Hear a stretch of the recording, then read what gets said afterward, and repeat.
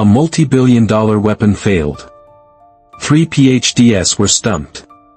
Their last hope. A forgotten old mechanic with a limp, a rusty toolbox, and a secret that could save them all, or bury them. Silas Thorne, known to the handful of people who knew him at all simply as C, was a man tuned to the frequency of failure. At 68, his life was a quiet symphony of things on the verge of breaking. He lived where the Mojave Desert sprawl began to swallow the last traces of civilization, in a repurposed Airstream trailer. Its silver skin, once a mirror for optimistic American highways, was now a matte canvas for decades of sand and sun. It stood alone, a metal seed pod surrounded by the carefully organized skeletons of machines he'd either fixed or scavenged for parts. His morning started before the sun, with the militant hiss of a propane stove and the dark, bitter aroma of black coffee. He'd sit on the Airstream's fold-out step, the cold of the metal seeping through his worn denim, and watch the sky bleed from indigo to a fierce, watercolor orange. This was his ritual: coffee, silence, and the vast, unforgiving beauty of the desert. He was a creature of profound habit, shaped by a childhood in the chaotic churn of foster homes and a military career that ended in a flash of fire and a lifetime of pain. The explosion during a prototype test in '82 had left him with more than just shrapnel in his right leg, it had left invisible scars on his soul, branding him as a liability. The military that had been his only real family had unceremoniously discarded him. His pension was a pittance, swallowed whole by medical bills for a leg that ached with the memory of every step. His wife, tired of a husband broken in both body and spirit, had left 2 years after the accident. He was childless, wifeless, and placeless, until he found his anchor here, in the hum of failing machinery. To make ends meet, Silas fixed the things others gave up on. He worked on ancient irrigation pumps for the few stubborn farmers who teased life from the arid soil, serviced the giant, creaking wind turbines that dotted the distant ridges, and occasionally modified off-road vehicles for desert survivalists who valued function over form.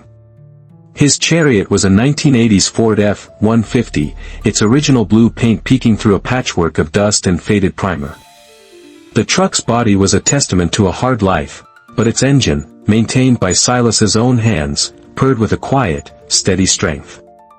In the passenger seat rode a dented, rust-edged toolbox that had been his constant companion for 40 years. Locals in the nearest town knew him by sight, the old man with the limp, the intense, unwavering gaze, and hands stained with the ghosts of grease and oil. He didn't engage in small talk. He'd arrive, listen to the sick cough of an engine, ask a few pointed questions, and get to work. His silence was often unsettling to younger workers, who filled the air with chatter and music from their phones.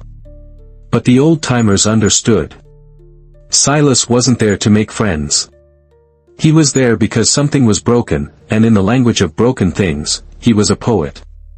He existed in this self-imposed exile, not out of bitterness, but out of necessity. Fixing things was how he made sense of a world that had tried to break him. Every shudder, every whine, every offbeat vibration was a word, a sentence, a story only he could understand. In that language, Silas Thorne still mattered. His old flip phone, a relic he kept for emergencies, almost never rang. But on this Tuesday morning, as he was meticulously calibrating the gears of a farm's water pump, its shrill, unfamiliar ring cut through the desert silence. He wiped his hands on a rag, pulled the phone from his pocket, and flipped it open. "Hello. Mr. Thorne. This is General Wallace from the Aegis Defense Dynamics Proving Ground. We need your help. It's a matter of national security." Silas almost laughed, a dry, rasping sound. It had been decades since anyone in a uniform had spoken to him with that razor's edge of urgency and respect. "I think you have the wrong number, General." "Negative. You're Silas Thorne. Former Sergeant, Army Corps of Engineers. The best intuitive mechanic we ever had." Silence stretched across the line, filled only by the whisper of the desert wind. Silas looked at the half-assembled gearbox in front of him, its intricate parts laid out on a canvas sheet. He thought about hanging up, about returning to the predictable, mechanical world he understood. But there was something in the general's voice, a controlled desperation he hadn't heard in over a quarter of a century. It was the tone of a crisis that algorithms and manuals couldn't solve. "I'm on my way."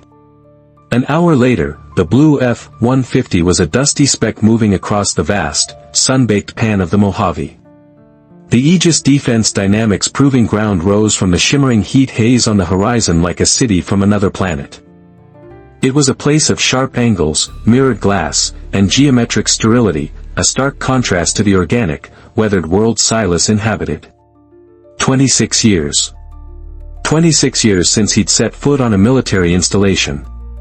His heart beat a nervous, unfamiliar rhythm against his ribs, a cadence caught somewhere between a bitter nostalgia and a professional's curiosity. He pulled up to the main gate, the truck's old engine idling with a quiet rumble that seemed almost sacrilegious in the oppressive silence of the place.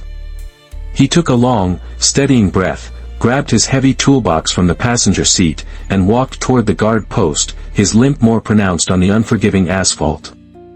The soldier at the gate was no older than 22, with a crisp uniform and eyes that scanned Silas with practiced suspicion. The scan started at Silas's worn-out work boots, traveled up his faded jeans and threadbare chambray shirt, and lingered on the battered toolbox that looked like it had survived a foreign war. "Name and purpose," the guard said, his voice flat. "Silas Thorne. I was called in by General Wallace." The young soldier's eyes narrowed slightly. He consulted a digital tablet, his finger swiping across the glass screen. He frowned. "There's no Silas Thorne on the authorized entry list for today, sir." Silas remained perfectly still, his hands relaxed at his sides. He'd learned a long time ago that in the face of bureaucracy, explanations were just fuel for the fire. "Would you mind confirming that with the general while I wait?" His tone was calm, patient, and held no hint of a challenge. The soldier hesitated, clearly torn between protocol and the unshakable confidence in the old man's eyes. With a sigh, he tapped his earpiece. The conversation was short, punctuated by a series of clipped, "Yes, sir," and "Understood, sir." When he was done, his posture had changed. The suspicion in his eyes was replaced by a grudging respect. "My apologies, Mr. Thorne. The general is in a briefing. Sergeant Miller will be your escort." Sergeant Miller arrived 2 minutes later, a lean man whose pressed uniform and brisk walk radiated an air of self-importance. "Mr. Thorne. I'm Sergeant Miller. The general sent me to escort you to Hangar 9. They walked in silence across the perfectly manicured grounds. Silas was acutely aware of the curious glances from uniformed personnel. He saw young soldiers whispering to each other, their conversation ceasing as he passed.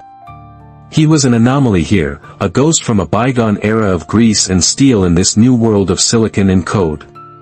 Miller kept the pace intentionally fast, forcing Silas to push himself to keep up, the ache in his right leg a dull, rhythmic throb. "Do you work for a defense contractor, sir?" Miller asked, his attempt at conversation feeling more like an interrogation. Silas hesitated for a beat. "I do maintenance work." Miller nodded, but the smile was a thin, dismissive line that didn't reach his eyes. Silas knew exactly what the sergeant was thinking. He was seeing an old, broken-down civilian, a relic being brought in as a last, desperate resort. He'd seen that look 1,000 times before. Hangar 9 was a cathedral of military technology. The ceiling soared 100 feet into the air, a web of steel girders and wiring that amplified every sound into a hollow echo. In the center of the cavernous space, bathed in the cold, white glare of overhead lights, sat a vehicle unlike anything Silas had ever seen in person. It was low-slung and angular, its surface coated in a matte black material that seemed to drink the light. It was the Wraith drone carrier, a multi-billion-dollar prototype he'd only ever read about in hushed articles online. 3 figures in pristine white lab coats were huddled around the vehicle's exposed rear propulsion system, their voices a low murmur of frustration. As Miller and Silas approached, one of them looked up. The man who looked up was Dr. Eris Vance, the lead project engineer. He was in his late 30s, with a sharp, intelligent face, a perfectly tailored lab coat, and an air of supreme confidence that seemed to be cracking at the edges. "Sergeant," Vance said, his voice tight with impatience. "Is this the specialist?" His eyes swept over Silas, and his expression soured with thinly veiled disappointment. He was clearly expecting someone from MIT, not a man who looked like he'd just crawled out from under a tractor. "Sir, this is Mr. Silas Thorne," Miller announced, then quickly retreated toward the hangar door, eager to distance himself from the impending awkwardness. Vance wiped a hand on a lint-free cloth and extended it, a gesture of professional courtesy devoid of any actual warmth. "Dr. Eris Vance. I'm the lead on this project." He gestured to his team.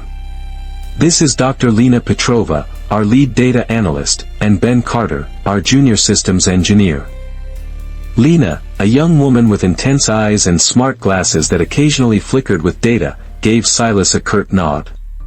Ben, looking flustered and sleep-deprived, avoided eye contact altogether, staring at a tablet in his hands. "Frankly, Mr. Thorne, we're a bit surprised," Vance continued, unable to hide his skepticism.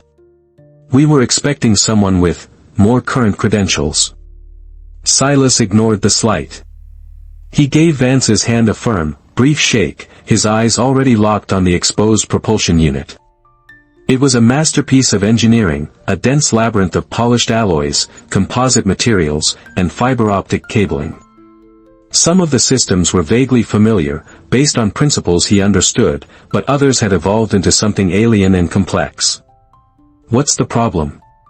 Silas asked, his voice a low rumble that cut through the hangar's hum. "The problem," Vance said, stepping in front of Silas as if to shield the machine from his antiquated gaze, "is a critical failure in the Wraith stealth propulsion system. It's a hybrid electric drive designed for near-silent, low-heat operation. But after approximately 15 minutes at full power, it experiences a catastrophic power loss. A complete shutdown. We've run every diagnostic imaginable. Checked the fuel injectors, the cooling systems, the electronic control units, every sensor. The data models show nothing. It's a ghost in the machine. And with the Joint Chiefs expecting a live demonstration in 72 hours, Lena added, her tone sharp, time is a luxury we don't have." Silas stepped past Vance, moving toward the engine. His hands, calloused and scarred, hovered over the pristine components, his fingers twitching with the instinct to touch, to feel. He could feel the impatient stares of the three PhDs boring into his back. "Mind if I take a look?" Vance waved a hand in a gesture of magnanimous defeat. "Be our guest. But I assure you, we've had a team of specialists from Germany here all week. They ran terabytes of diagnostic data. This isn't a simple mechanical issue." Silas didn't reply. He knelt, his bad leg protesting, and placed his old toolbox on the polished concrete floor. With a soft click, he opened the lid. The engineers watched, mesmerized, as he bypassed the neat rows of modern power tools and pulled out two items, a small, powerful flashlight and a mechanical stethoscope. It was an ancient device, with a brass bell-shaped chest piece and worn rubber tubing. Ben Carter let out a barely suppressed snort. Is he really using one of those?" he whispered to Lena. "Maybe we should explain this isn't a 1960s pickup truck, Eris," Lena muttered, her eyes wide with disbelief. "It's a quantum-locked hybrid system." Silas was oblivious to their mockery, lost in his own world. He began his examination, methodical and unhurried. He didn't just look, he observed. He ran the beam of his flashlight over welds and connections, his eyes searching for microfractures or discolorations that a sensor would miss. Then, he placed the cold brass bell of the stethoscope against a specific housing on the engine's mounting base. He closed his eyes, his head tilted, listening. To the engineers, he looked like a bizarre mystic trying to divine secrets from a machine. But Silas was simply reading the language he knew best. He moved the stethoscope from point to point, listening to the subtle, internal sounds no one else could hear, tracing the silent echoes of the machine's pain. 20 minutes passed in a thick, tense silence, broken only by the occasional impatient sigh from Dr. Vance. Finally, Silas straightened up, his movements slow and deliberate. He stood still for a long moment, his eyes fixed on one small, seemingly insignificant section of the engine support structure. "Did you find a loose bolt?" Vance asked, his voice dripping with sarcasm. Silas turned to face the three of them, his expression unreadable. "The problem isn't in the engine." Dr. Vance folded his arms, a smug look on his face. "Not in the engine? Mr. Thorne, with all due respect, we have dismantled and reassembled this entire propulsion unit 3 times. The issue is in the engine." "No," Silas said, his voice steady and calm. "It's in the integration. There's a microvibration in the primary mounting strut. It only manifests when the engine's core temperature exceeds 150 degrees Celsius and the support strut expands by a few microns." He paused, letting his words hang in the air. Lena and Ben exchanged a confused glance. "That thermally induced microvibration," Silas continued, "creates a harmonic resonance. It's a low-frequency hum, almost undetectable. But it's throwing off the synchronization between the primary combustion engine and the electric drive. The system's failsafe reads the resonance as a catastrophic structural failure and shuts everything down to prevent damage." The 3 engineers stared at him, their expressions a mixture of shock and disbelief. "Mr. Thorne," Vance said slowly, his voice laced with condescension, as if explaining something to a child. "That's not possible. We've stress-tested every mounting component. The structural integrity is flawless." "Did you test them at room temperature, or at full operational heat?" Silas asked. The silence that followed was the only answer he needed. "Did you check the vibration dampers after 15 minutes of continuous, high-temperature operation?" Lena Petrova quickly tapped on her tablet, her brow furrowed.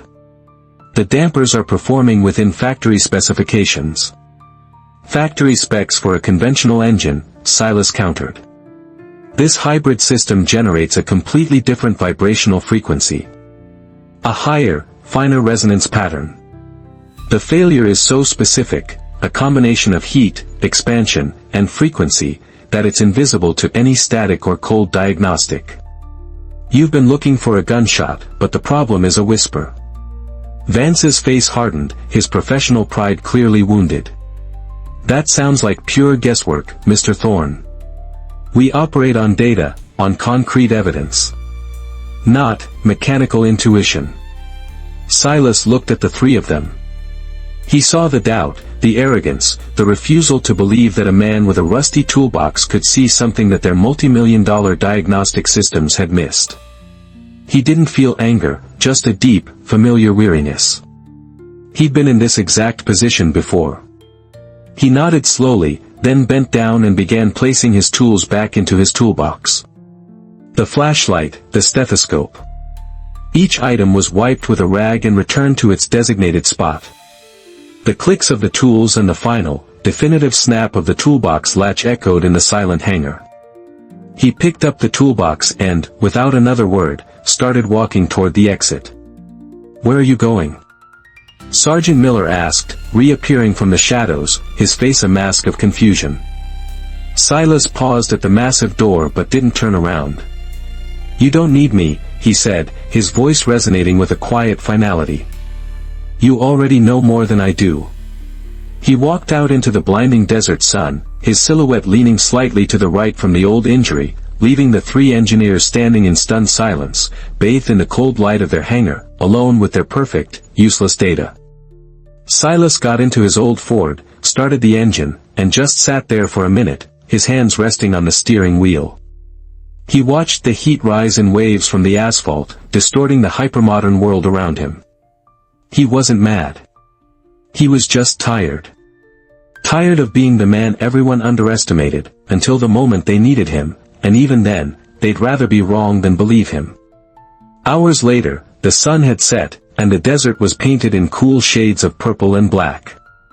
Silas was in his Airstream, washing his dinner plate, when his phone rang again. He dried his hands and answered. "Thorne." "Mr. Thorne, this is Dr. Vance." The voice on the other end was completely different. The arrogance was gone, replaced by a tone of utter humility and disbelief. I owe you an apology. You were right. My God, you were right.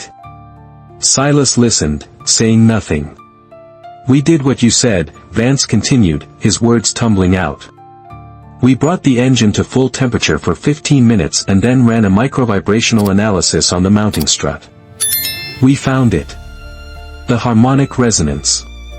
Exactly as you described. We never thought to look for it there, under those conditions. We've already machined a new damper based on your implied specifications. The system is stable." After a moment of silence, Vance spoke again, his voice softer. "I need you to come back, sir. General Wallace would like to speak with you in person." The next day, when Silas's F-150 pulled up to Hangar 9, the atmosphere was transformed. Dr. Vance was waiting for him at the entrance, not in his lab coat, but in a simple collared shirt. He looked like a man who hadn't slept. He led Silas inside, where General Wallace stood waiting beside the now purring Wraith engine. "Mr. Thorne," General Wallace said, stepping forward and extending his hand. His grip was firm, his eyes direct. "I want to personally apologize for the reception you received yesterday." "No need, General," Silas said quietly. "Yes, there is," Wallace insisted. "Dr. Vance told me what happened. He also told me that you diagnosed a systemic flaw that a legion of our best and brightest couldn't find in a month. But that's not the only reason I called you back here." The general paused, his gaze sweeping over Vance and his team, who stood by listening with a mixture of curiosity and apprehension. "Mr. Thorne, the engine you examined, its core principles are built on research you helped pioneer over 40 years ago. The very mounting and damper systems you identified as faulty, they were originally designed using your specifications. Specifications that were altered after you left the service." The hangar fell utterly silent. Vance's face went pale. "Sergeant Thorne," Wallace said, using Silas's old rank for the first time, his voice resonating with authority. "May I ask why one of the founding architects of the military's entire silent propulsion program, a man who just saved a multi-billion-dollar project from the scrap heap, is spending his days fixing irrigation pumps in the desert?" It was the question Silas had been silently carrying for 26 years. The question he never knew how to answer without it sounding like an excuse or a plea for pity. "There was an accident, sir. During testing. Back in '82. Silas's voice was low, devoid of emotion. "A catastrophic failure. I was the lead on duty. They blamed me for it. I ended up with a permanent injury and a dishonorable discharge for negligence. An accident I have just reopened for review," Wallace stated, his eyes like flint. "An accident caused by a faulty alloy from a subcontractor, a fact that was buried in the initial report. You were a scapegoat, Sergeant. It was easier to blame a man than to admit a systemic failure." Vance stepped forward, his face etched with a shame so profound it was painful to watch. "Mr. Thorne. Silas.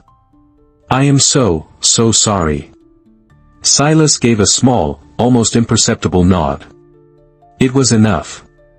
"Sergeant," the general said, stepping closer. "We have other projects that are years behind schedule, facing problems no one can solve. We need you. Would you be willing to come back, as a lead civilian consultant?" Silas looked from the general's earnest face to the massive, silent machine he had healed. He thought of his airstream, of the desert sky, of the quiet peace he had fought so hard to build for himself. "General, I appreciate the offer more than you know." "I truly do," he said gently. "But that chapter of my life is over. That's not who I am anymore." "With all due respect, Sergeant, it is exactly who you are," Wallace countered softly. "But I will honor your decision." He then pulled a large manila folder from under his arm. "Then allow me to make one final proposal. This is to cover the service you provided. and to correct a wrong that is 26 years overdue. Silas looked at the folder, then at the general's outstretched hand. "I didn't do it for that, sir." "I know," Wallace replied. "That's precisely why you deserve it." Silas finally took the folder. He didn't open it.